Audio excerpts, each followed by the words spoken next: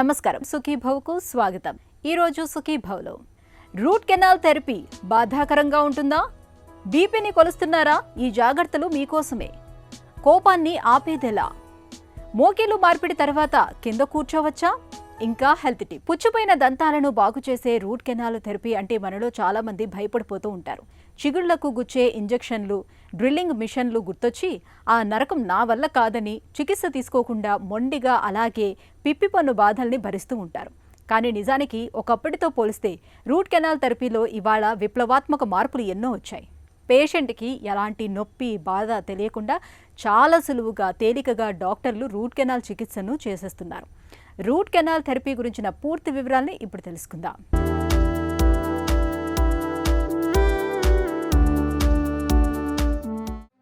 పంటి నొప్పి పగవాడికి కూడా రాకూడదు అంటారు మన పెద్దలు.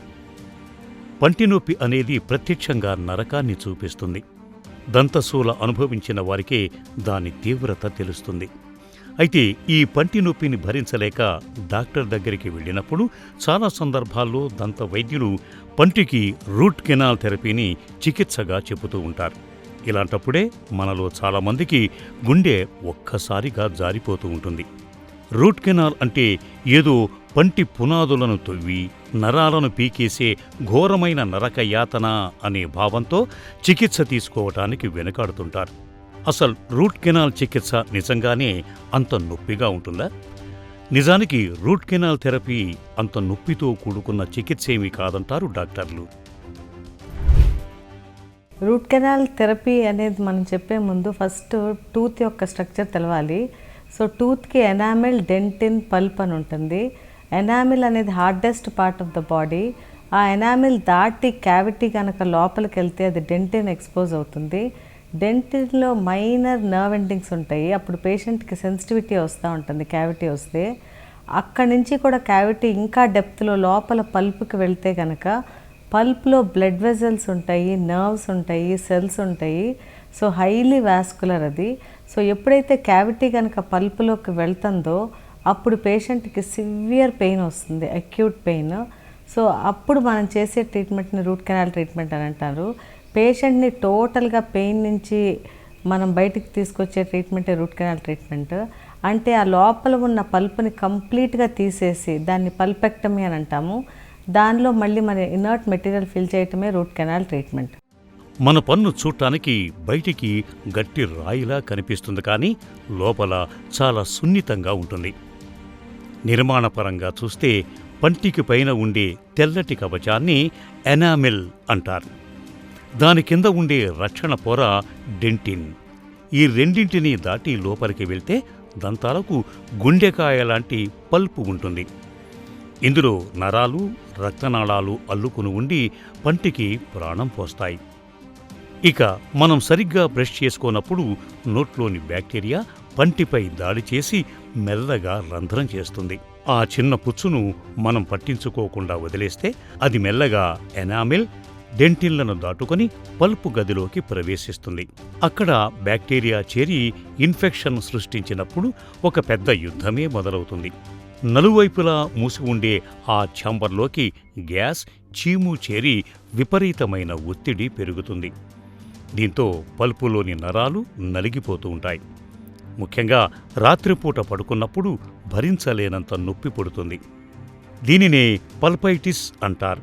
దీన్ని నిర్లక్ష్యం చేస్తే పంటి చిగుళ్ల కింద చీముగడ్డలు ఏర్పడి ముఖం వాపు వచ్చేస్తుంది. ఆపై ఇన్ఫెక్షన్ అక్కడి నుంచి గుండె రక్తనాళాలకు పాకే ప్రమాదం కూడా ఉంటుందని చెబుతారు నిపుణులు. రూట్ కెనాల్ ట్రీట్మెంట్ మనం చేయాలి అంటే ఫస్ట్ ప్రాపర్ క్లినికల్ ఎగ్జామినేషన్ కావాలి. పేషెంట్స్ యూజువల్గా పెయిన్తో వస్తుంటారు. సో పెయిన్ అనేది పేషెంట్ ఎక్కడుందో లొకేట్ చేయలేరు. వాళ్ళకి అక్యూట్ పెయిన్ ఉంటుంది, కాకపోతే జనరలైజ్డ్గా అనిపిస్తుంది. పేషెంట్ తనకు తానుగా ఎక్కడి నుంచి ఏ టూత్లో నుంచి నొప్పి వస్తుందో కూడా ఐడెంటిఫై చేయలేరు.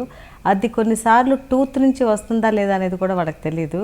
కాబట్టి డాక్టర్ కంప్లీట్గా క్లినికల్ ఎగ్జామినేషన్ చేయాలి. సో ఫస్ట్ నోరు ఓపెన్ చేసి పేషెంట్కి ఏమైనా క్యావిటీస్ ఉన్నాయా లేదా అని చూసుకుంటాము. ఒకవేళ క్యావిటీస్ అనేది కనపడితే దాని డెప్త్ ఎంత ఉంది అనేది మాన్యువల్గా ప్రోబ్ పెట్టి చూస్తాము. అది కనుక పల్ప్లో ఇన్వాల్వ్ అయితే కనుక ప్రోబ్ పెట్టినప్పుడు పేషెంట్కి పెయిన్ వస్తుంది. సో క్యావిటీస్ కూడా ఏమీ కనపడకుండా పేషెంట్కి పెయిన్ ఉంది అంటే ఇన్ బిట్వీన్ టీత్ ఏదైనా ప్రాబ్లం ఉన్నట్టు అర్థము. అంటే క్యావిటీ టూత్ పైన లేకుండా ఇన్ బిట్వీన్ టీత్ ఉంటే సో అప్పుడైనా ప్రోబింగ్లో మనకు తెలుస్తుంది. సో కంపల్సరీ ప్రోబింగ్ అనేది చేయాలి. తర్వాత పేషెంట్ని ఏదన్నా ఇన్స్ట్రుమెంట్ పెట్టి గట్టిగా బైట్ చేయమని చెప్తాము. ఎప్పుడైతే వాళ్ళు బైట్ చేస్తారో ఇన్ఫెక్షన్ టూత్లో ఉంటే కనుక దాని ఎపెక్స్లో కూడా టచ్ అయి పెయిన్ అనేది ఉంటుంది. కాబట్టి బైటింగ్ కూడా ఒక టెక్నిక్.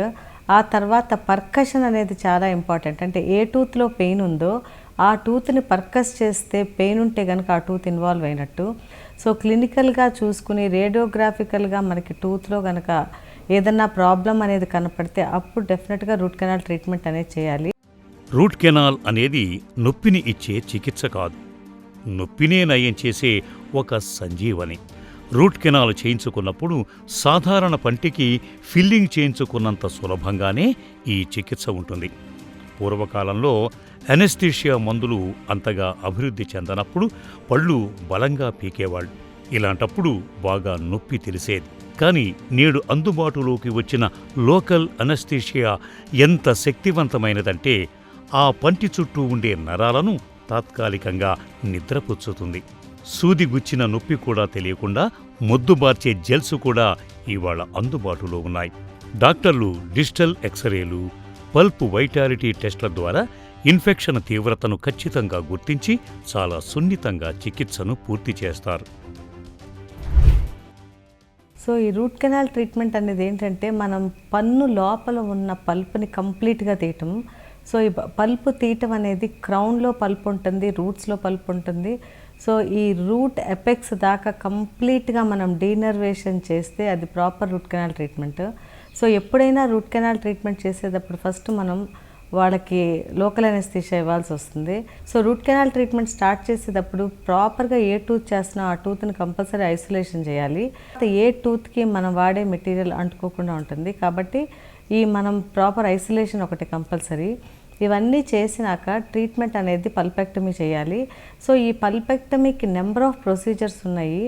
సో ఫస్ట్ ఏంటంటే కంప్లీట్ డీనర్వేషన్ చేయాలంటే సో స్టెప్ బ్యాక్ టెక్నిక్ అని ఒకటి ఉంటుంది, క్రౌన్ డౌన్ టెక్నిక్ అని ఉంటుంది, లేదా ఈ రెండు కంబైన్ చేసే టెక్నిక్స్ ఉంటాయి. సో ఫస్ట్ ప్రొసీజర్ ఏంటంటే మామూలుగా ఎపెక్స్ దాకా కేఫైల్తో వెళ్ళిపోయి ఆ తర్వాత స్లోగా పైన ఈ పల్ప్ అంతా తీసేయటం అది. సో దాని నుంచి కొన్ని ప్రాబ్లమ్స్ ఉంటాయి కాబట్టి అంటే డైరెక్ట్గా ఎపెక్స్లోకి ఇన్ఫెక్షన్ మనం క్యారీ చేస్తాం కాబట్టి ఇంకోటి క్రౌన్ నుంచి కూడా మొత్తం ఎక్స్టర్పేట్ చేసుకుంటా రూట్ ఎపెక్స్ దాకా వెళ్తాము. సో ఇది కూడా మనకి ఇబ్బంది అనిపిస్తే రెండు ప్రొసీజర్స్ కలిపి కూడా చేయొచ్చు. సో మనం మొత్తం పల్ప్ తీసేసినాక ఆ ప్లేస్లో మనం ఇనర్ట్ పాయింట్ ఒకటి పెట్టాలి. అంటే ఎప్పుడైతే మనం నర్వ్ తీస్తామో అప్పుడు మనం గట్టపరిచే పాయింట్స్ అని ఆ రూట్ కెనాల్స్లో పెట్టాలి. సో రూట్ కెనాల్ ట్రీట్మెంట్ అయ్యింది అంటే టూత్ నాన్ వైటర్ అయినట్టు అర్థము. సో ఎప్పుడైతే రూట్ కెనాల్ ట్రీట్మెంట్ అవుతుందో కంప్లీట్ దానిలో వాస్కులారిటీ ఉండదు, at the same time nerves ఉండవు. సో అది డెడ్ టూత్ కింద లెక్క. సో ఆ టూత్ మనం మినిమం ఒక 1 month మనం ఇచ్చే సిమెంట్ పెట్టినా కూడా తర్వాత దాన్ని మనం క్రౌన్ అనేది కంపల్సరీ వేయాలి. వేయకపోతే కనుక ఈ డెడ్ టూత్ నాన్ వైటల్ అయిపోయి ఎప్పుడైనా ప్రెషర్ పడితే ఫ్రాక్చర్ అయ్యే ఛాన్సెస్ ఉంటాయి. రూట్ కెనాల్ చికిత్సలో భాగంగా డాక్టర్లు ఇన్ఫెక్ట్ అయిన పల్ప్ భాగాన్ని పూర్తిగా తొలగించి సూక్ష్మమైన రోటరీ ఫైల్స్ ద్వారా పుచ్చిన దంతాన్ని శుభ్రం చేస్తారు. ఆపై యాంటీసెప్టిక్ ద్రావణాలతో లోపల బ్యాక్టీరియా లేకుండా కడిగి సహజ సిద్ధమైన బయో కంపాటబుల్ మెటీరియల్తో సీల్ చేస్తారు. ఆ తర్వాత పంటికి పటుత్వం కోసం ఒక కిరీటం లాంటి క్యాప్ లేదా క్రౌన్ను అమరుస్తారు. రూట్ కెనాల్ చేసిన పంటికి క్యాప్ చేయటం వల్ల ఆ పన్ను మళ్లీ పూర్వపు బలాన్ని పుంజుకుంటుంది. ఇక దంతాలు పుచ్చిపోయి రూట్ కెనాల్ థెరపీ వరకు రాకుండా ఉండాలంటే రోజుకు 2 సార్లు విధిగా బ్రషింగ్ చేయాలి. నోటిని శుభ్రంగా ఉంచుకోవాలి. ప్రతి 6 నెలలకోసారి దంత వైద్యుల్ని సంప్రదించాలి. ఈ జాగ్రత్తలు దంతాల్ని చక్కటి ఆరోగ్యంతో ఉంచుతాయి. బీపీని చెక్ చేసుకోవడం ఇప్పుడు చిటికెలో పని. డిజిటల్ బీపీ మిషన్లు అందుబాటులోకి వచ్చాక బీపీని చెక్ చేసుకోవటం ఇప్పుడు బాగా తేలికైపోయింది. అయితే మనలో చాలా మంది బీపీని ఎప్పుడు పడితే అప్పుడు ఎలా పడితే అలా చెక్ చేసుకుంటూ ఉంటారు. ఇలాంటప్పుడు బీపీ రీడింగుల్లో తప్పులు దొరికే అవకాశాలు ఎక్కువగా ఉంటాయి. నిజానికి ఒకే రోజులో ఉదయం ఉండే బీపీకి రాత్రిపూట ఉండే బీపీకి చాలా తేడా ఉంటుంది. కాఫీ తాగిన వెంటనే బీపీ చూసుకున్నా, లేదా కాళ్ళు చేతులు ఊపుతూ బీపీ చెక్ చేసుకున్నా, కూర్చొని బీపీని లెక్కించినా రీడింగులు తప్పుగా వచ్చే అవకాశాలు ఎక్కువగా ఉంటాయని చెబుతారు డాక్టర్లు. బీపీని లెక్కించడంలో ఎలాంటి జాగ్రత్తలు తీసుకోవాలో ఇప్పుడు తెలుసుకుందాం. బీపీ ఎన్ని రోజులకు ఒకసారి చెక్ చేసుకోవాలి, చెక్ చేసుకుంటే రోజులో ఏ టైంలో చెక్ చేసుకోవాలి అనేది ప్రశ్న. సో ఇది చాలామంది దీంట్లో కన్ఫ్యూషన్కి గురవుతుంటారండి. నెంబర్ 1, బ్లడ్ ప్రెషర్ మనం 120 పైది, కిందది 180 కన్నా తక్కువ ఉండాలి. ఈ 120 నుంచి 130 పైనది, కిందది 80 నుంచి 85 మధ్యలో ఉంటే ఎలివేటెడ్ బ్లడ్ ప్రెషర్ అంటాం. ఈ పైది 130 దాటితే we consider as stage 1 hypertension. అలాగా 140 దాటితే స్టేజ్ 2 హైపర్ టెన్షన్ అనే అనడం జరుగుతుంది. అయితే ఈ పేషెంట్కి ఏ స్టేజ్లో బ్లడ్ ప్రెషర్ ఉంది అంటే ఎంత ఎక్కువ ఉంటుంది, దాని ఎన్ని రోజుల నుంచి ఉంటుంది అనే దాన్ని బట్టి మనం ఎన్నిసార్లు చెక్ చేసుకోవాలి అనే సజెషన్స్ ఇస్తామండి. ఇప్పుడు హైపర్టెన్సివ్ ఎమర్జెన్సీస్ అంటే కొంతమందికి పైన సిస్టోలిక్ 180, 190 ఉంటుంది. ఇలాంటి వాళ్ళకి ఆల్మోస్ట్ ఎవ్రీడే చెక్ చేసుకోమని చెప్తాం. కొంతమందికి 140, 150 ఉంటుంది. వీళ్ళకి వారానికి 2 సార్లు చెక్ చేసుకోమని చెప్తాం. కొంతమందికి 140, 130 ఉంటుంది. వీళ్ళకి 2 వారాలకు ఒకసారి చెక్ చేసుకున్నా తప్పులేదు. So patient high blood pressure ఎంత ఉంది, ఎంత ఎక్కువ ఉండడం వల్ల వాళ్ళకి ఏం సిమ్టమ్స్ ఉన్నాయి అనే దాన్ని బేస్ చేసుకొని ఎన్నిసార్లు అనేది డాక్టర్ పేషెంట్స్కి చెప్పడం జరుగుతుంది. అయితే ఇందాక మనం అనుకున్నట్లు ఎప్పుడు చెక్ చేయాలని కూడా అడిగారు. ఎప్పుడు అంటే ద బెస్ట్ వే ఈజ్ మనం నలుగురితో మాట్లాడుతూ ఫ్రీగా ఉన్న టైంలో, అది మన బేస్ లైన్ బ్లడ్ ప్రెషర్ అంటారండి, దట్ ఈజ్ బెస్ట్ టైం. లేదా మనం పడుకొని ప్రొద్దున్నే లేచినప్పుడు, లేదా రాత్రి పడుకునే ముందు. సో ఏ టైంలో చెక్ చేసినా ఆ టైము మనం పక్కన డాక్యుమెంట్ చేసినట్లయితే డాక్టర్తో డిస్కస్ చేసుకున్నప్పుడు డాక్టర్ ఆ టైంని ఉద్దేశించి పేషెంట్ బ్లడ్ ప్రెషర్ని అంచనా తీసుకోవడం దట్ ఈస్ బెటర్. తన కోపమే తన శత్రువు అనే సామెత మనకు బాగా పరిచయమే. వైద్య రంగం కూడా ఇదే విషయాన్ని నొక్కి చెబుతోంది. కోపం అనేది మన ఒంటికి, ఆరోగ్యానికి ఏమంత మంచిది కాదని అనేక అధ్యయనాల్లో వెల్లడైంది. చీటికి మాటికి కోపం తెచ్చుకొని చిరుబుర్రులాడటం, చిన్న విషయానికే నిప్పుల మండిపోవటం, కోపాన్ని ఏమాత్రం అదుపు చేసుకోలేకపోవటం, ఇవన్నీ దీర్ఘకాలంలో శరీరాన్ని వ్యాధుల కుంపటిలా మార్చేస్తాయని చెబుతున్నారు నిపుణులు. మరి కోపాన్ని అదుపు చేసుకోవటం ఎలా? చిన్న చిన్న జాగ్రత్తలు తీసుకోవటం ద్వారా కోపాన్ని ఎలా అదుపు చేసుకోవచ్చో ఇప్పుడు తెలుసుకుందాం.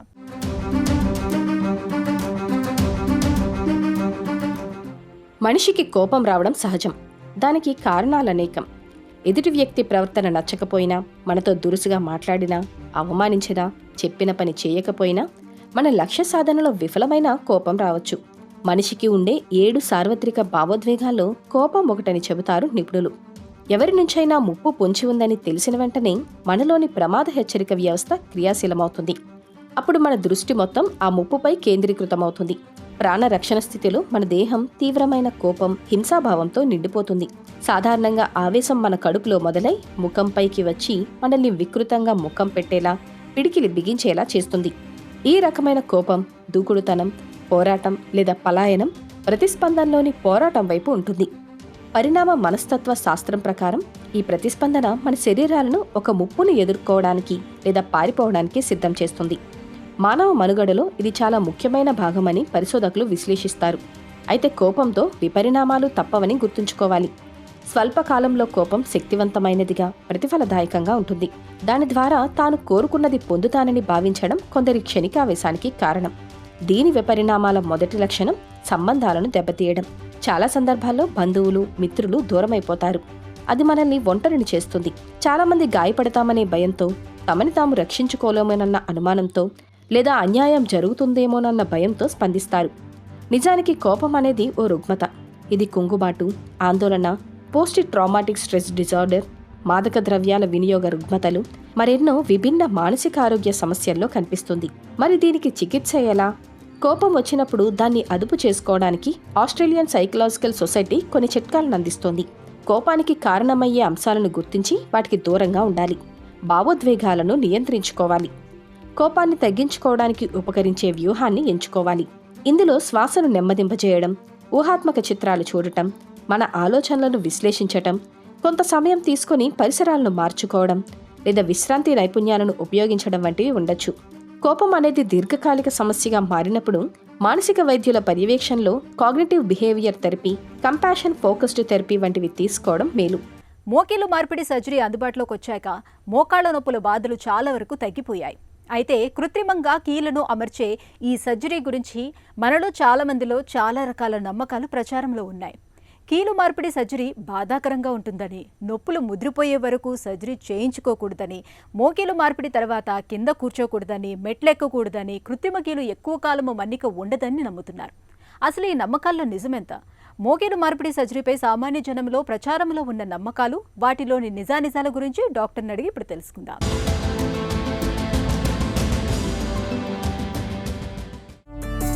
మోకీలు మార్పిడి సహజంగా ఉండదా? విఫలమయ్యే అవకాశం ఎక్కువగా ఉంటుందా? నీ రీప్లేస్మెంట్ సహజంగా ఉండదు, ఫెయిల్ అవుతుంది అన్న మాటకి నేను ఒకటే మాట చెప్తానండి. ఎవ్రీ పర్సన్, ఎవరికైనా సరే ఒక 95% ఆఫ్ ద పాపులేషన్కి నీ రీప్లేస్మెంట్ జరుగుతుంది.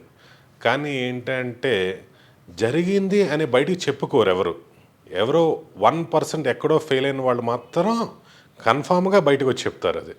సో పాజిటివ్గా ఉన్న వాళ్ళు ఎవరికి మరి అది ఎందుకు ఏంటి ఇంకోళ్ళకి చెప్పుకోవడం ఇష్టం లేక చెప్పుకోరు. కానీ ఎటువంటి పరిస్థితుల్లో నీ రీప్లేస్మెంట్ అనేది most commonest life modifying procedure అండి. మోకీలు మార్పిడిని కేవలం వయసు పైబడిన వాళ్ళకే చేస్తారా? ఇదివరకు రోజుల్లో ఎవరికి 60-70కి వస్తే కానీ సర్జరీ జరిగేది కాదు. ఇప్పుడు ఏంటంటే మన modernised floorings, ground reaction force లేకపోవడం, మార్బుల్స్ మీద నడవడం, వీటి వల్ల ఇంకా మోకాళ్ళకి బాగా ఎక్కువ అవుతుంది ఎఫెక్ట్. సో అందుకు సర్జరీ, యంగెస్ట్ సర్జరీ నేను చేసింది అయితే కనుక 42 సంవత్సరాలు ఒక ఆవిడకి చేశాను నేను. కానీ ఆవిడ మోకాలు చూస్తే ఎవరైనా 60 ఏళ్ళ మోకాళ్ళలా ఉంటుంది. సో అది ఎవరికైనా జరగచ్చు. కానీ ఏంటంటే మనం కేర్ అనేది తీసుకోవాలి. మోకీలు మార్పిడి సర్జరీ కోసం ఎక్కువ కాలం వేచి ఉంటే మంచి ఫలితాలు ఉంటాయా? మోకాళ్ళు నొప్పులు ఉన్నాయని చెప్పి మనం ఏమీ మూమెంట్ చేయకుండా రెస్ట్లో ఉండిపోయి ఎక్కువ రిలాక్స్గా ఉండడం వల్ల మన మజిల్ అనేది బాగా వీక్ అయిపోతూ ఉంటుంది. సో ఒక 40 ఏళ్ల తర్వాత ప్రతి ఒక్కళ్ళకి మజిల్ యాక్టివిటీ చేయకపోతే ఒక్కొక్క లేయర్ మజిల్ అలా ఎరోడ్ అయిపోతూ ఉంటుంది పేషెంట్కి, ప్రతి ఒక్కళ్ళకి. సో మజిల్ లాస్ అవుతే మళ్ళీ తిరిగి మజిల్ రాదు. ఒక్కసారి మజిల్ రాలేదనుకోండి మళ్ళీ మీకు కొత్త కొత్త ఇబ్బందులన్నీ స్టార్ట్ అవుతాయి. సో అందుకు మజిల్ స్ట్రెంగ్త్ ఉన్నప్పుడే సర్జరీ చేయించుకుంటే మళ్ళీ పూర్తిగా నార్మల్గా ఉంటారు. ఆ మజిల్ స్ట్రెంగ్త్ లేకుండా సర్జరీ చేయించుకున్నాం అనుకోండి, మీకు మజిల్ స్ట్రెంగ్త్ లేకపోతే మళ్ళీ back to routine. So complete wait చేయడం అనేది వెరీ రాంగ్ ఐడియా అది. మోకీలు మార్పిడిలో వాడే కృత్రిమ కీళ్ళన్నీ ఒకే రకంగా ఉంటాయా? మనకి ఏ జాయింట్ చేసుకున్నా సరే ఒకేలా ఉంటుందండి. కానీ ప్రాప్రియోసెప్షన్ అంటాం. సో మనకి నీ వేసింది మైండ్కి సింక్రనైజ్ అవ్వడానికి 4 వారాల పాటు పడుతుందండి. ఫస్ట్ సర్జరీ చేసిన వెంటనే ఫ్యూ మంత్స్ వరకు సర్జరీ చేసామని తెలుస్తుంది మనకి. కానీ ఏంటంటే ఒక 6 నెలల తర్వాత మనకు ప్రతి పేషెంట్కి ఒక సర్జరీ అయింది అనే పాయింట్ కూడా మర్చిపోతారు ఎవరైనా సరే. అందరూ నార్మల్గా నడుస్తారు. ఆ ప్రాప్రియోసెప్షన్ అనేది మన మైండ్ రీడ్ చేసుకుంటుంది అది. సో ఆ అలవాటు అనేది అయిపోతుంది అండి. మోకీలు మార్పిడి సర్జరీ తర్వాత మోకాళ్ళను వంచలేమా? క్రింద కూర్చోలేమా? ఉంచలేం అనేది లేదండి, శుభ్రంగా ఉంచుకోవచ్చు. You can bend up to 140 to 150 degrees అండి. ఒకటే పాయింట్ అందరూ అర్థం చేసుకోవాల్సింది ఏంటంటే మీరు ముందు పరిగెట్టగలిగితే సర్జరీ తర్వాత కూడా పరిగెట్టగలరు. మీరు ముందు ఎప్పుడు కదలకుండా ఒకేసారి సర్జరీ తర్వాత 100 మీటర్లు పరిగెడతారంటే అలా కుదరదు అది. సో ఆ మజిల్ పవర్, మజిల్ స్ట్రెంగ్త్ అనేది ముందు నుంచి ఉండాలి. ఏదైతే ఉందో అది మళ్ళీ రీగెయిన్ చేసుకుంటూ మళ్ళీ అలాగే కంటిన్యూ అవ్వగలం. సో కానీ అడ్వైజబుల్గా ఏంటంటే అందరినీ కింద కూర్చోద్దని చెప్తాం. ఎందుకంటే అంత పవర్ ఉండదు ఆ ఏజ్ వచ్చేటప్పటికి. సో ఎప్పుడైనా కూర్చున్నా సరే, ఎస్పెషల్లీ ఆడవాళ్ళకి దేవుడి పీట కొద్దిగా లో పీట వేసుకొని కూర్చోమంటాం. మోకీలు మార్పిడి చేయించుకున్నాక 10 ఏళ్ల తర్వాత మళ్ళీ సర్జరీ అవసరమవుతుందా? ఇదివరకు పాలీవేర్ అనేవాళ్ళం. సో మధ్యలో వేసే ప్లాస్టిక్ స్పేసర్ ఏదైతే ఉందో అది అరుగుదల ఉండేది. కానీ ఇప్పుడు లాస్ట్ ఒక 10 సంవత్సరాల నుంచి అల్ట్రా కాంగ్రేటెడ్ పాలీ అని వస్తుందండి మనకి, హై మోల్డెడ్ పాలీ. సో ఇది వేర్ అండ్ టేర్ అనేది ఉండదు. ఇది 25 సంవత్సరాల వరకు 30 సంవత్సరాల వరకు ఉంటుంది. ఓన్లీ థింగ్ ఏంటంటే కంప్లీట్గా రాంగ్ వెయిట్ బేరింగ్ చేస్తే ఏదైనా చిన్న డ్యామేజ్ అవ్వచ్చు, కానీ లేదా properly well done with this poly. పాక్షిక మోకీలు మార్పిడి కంటే మొత్తంగా మోకీలు మార్పిడి చేయడమే మంచిదా? మీకు ఏంటి అవసరం అనేది అది ఇంపార్టెంట్. మీకు ప్రతి వాళ్ళకి ఫిట్టింగ్ కండిషన్స్ ఉంటాయి. కొంతమందికి ఓన్లీ యూనిక్ కంపార్ట్మెంట్ అనుకోండి, వాళ్ళకి ఓన్లీ పార్షియల్ నీ రీప్లేస్మెంట్ చేయడమే indication. And partial knee replacement has better more comforts. కింద కూర్చోవడం కానీ, కంప్లీట్ నార్మల్గా ఎనాటమీలో కూర్చోవడం కానీ, బాస్మెట్ వేసుకుని కూడా కూర్చోగలరు. బట్ టోటల్ నీ రీప్లేస్మెంట్కి అయితే మాత్రం డిఫరెంట్ అలా ఉండదు. కంప్లీట్ ఎనాటమీ కొద్దిగా ఆల్టర్ ఉంటుంది కొద్దిగా. So any day partial is more superior well coming to results. Total కన్నా సుపీరియర్ కొద్దిగా బెటర్గా అయితే. ఒకప్పటితో పోలిస్తే ఇవాళ మోకిలు మార్పిడి సర్జరీకి సంబంధించి విప్లవాత్మక మార్పులు ఎన్నో వచ్చాయి. కృత్రిమ కీళ్ల మన్నిక కూడా సగటున 20 ఏళ్లకు పైనే ఉంటుంది. ఈ నేపథ్యంలో మోకిలు మార్పిడికి సంబంధించిన భయాలు అద్రహితమనే చెప్పుకోవాలి. సందేహాలు వీడి సకాలంలో సర్జరీ చేయించుకుంటే మోకాళ్ల నొప్పులను ఇట్టే వదిలించుకోవచ్చు. ఇక ఈ రోజు కార్యక్రమాన్ని ముగించే ముందు ఒక చిన్న చిట్కా మీకోసం. కంప్యూటర్ మీద పనిచేస్తున్నప్పుడు లేదా గంటల తరబడి మొబైల్ చూస్తున్నప్పుడు మనలో చాలా మందికి కళ్ళు అలసిపోతూ ఉంటాయి, పొడిబారినట్టు అవుతూ ఉంటాయి. ఈ సమస్యల్ని నివారించడానికి ప్రతి 20 నిమిషాలకు ఒకసారి 20 అడుగుల దూరంలో ఉన్న వస్తువుల్ని 20 సెకండ్ల పాటు చూడటాన్ని అలవాటు చేసుకోండి. ఈ జాగ్రత్త కళ్లపై ఒత్తిడిని చాలా వరకు తగ్గిస్తుంది.